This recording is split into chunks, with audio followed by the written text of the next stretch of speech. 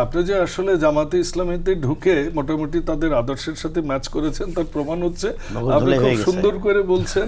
মগজ ধুলে হয়ে গেছে। হ্যাঁ, ওই যে আপনি বলছেন না আপনার মনে নাই আমরা যে এই যে বিচার ব্যবস্থার বিরুদ্ধে বিচার ব্যবস্থার বিরুদ্ধে যে বিএনপি বহুবার সংবাদ সম্মেলনে এটা প্রতিবাদ করেছে, কিন্তু এটা নাকি আপনার মনে নাই, এটা পার্টি থেকেই করেছে, পার্টি থেকেই করেছে। না পার্টি থেকে করে বা সভা সমাবেশে কিন্তু বাদন ভাই এটা মহাসচিব যদি বলেন দিলে তো কোনো ক্ষতি নাই, আমার ক্ষতি কি? হ্যাঁ সেটাই তো আপনার মনে নাই মানে কি আপনারা হিকমত এটা হুদাই মনে নাও থাকতে পারে, মনে নাও থাকতে পারে। জামাতে ইসলাম কি রকম মুনাফিকের দল আমি একটু দেখেন, ওনারা বললেন কি আমরা ছোট থেকে কি জানি আল্লাহর আইন চাই, সৎ লোকের শাসন চাই।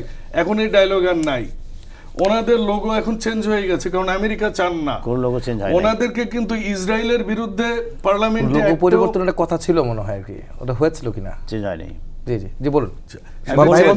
সংবাদ সম্মেলন না চেঞ্জ হয়নি। আমি বলবো কেন লোগো কেন চেঞ্জের প্রশ্ন উঠছিল সেটা আমি বলবো নি। আচ্ছা প্রশ্ন উঠছে আমেরিকা চেয়েছে, ইসরায়েল আমেরিকা এরকম একটা ঘটনা ঘটতেছে, ওনারা এটারে একটা মুলতবি প্রস্তাব আনতে পারেন না কিন্তু সংসদে, কারণ ওরা ইসলামের ঝান্ডা নিয়ে চলেন। ওনারা বলেন ওরা ইসলামী দল, ওনারা আবার বলেন যে ওনারা শরিয়া আইন মানেন না।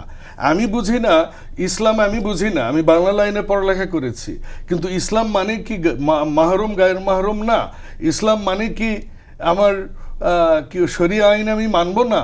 তাহলে আমি কোন ইসলাম? এটা ওনারা কিন্তু ব্যাখ্যা করেননি কোনোদিনও।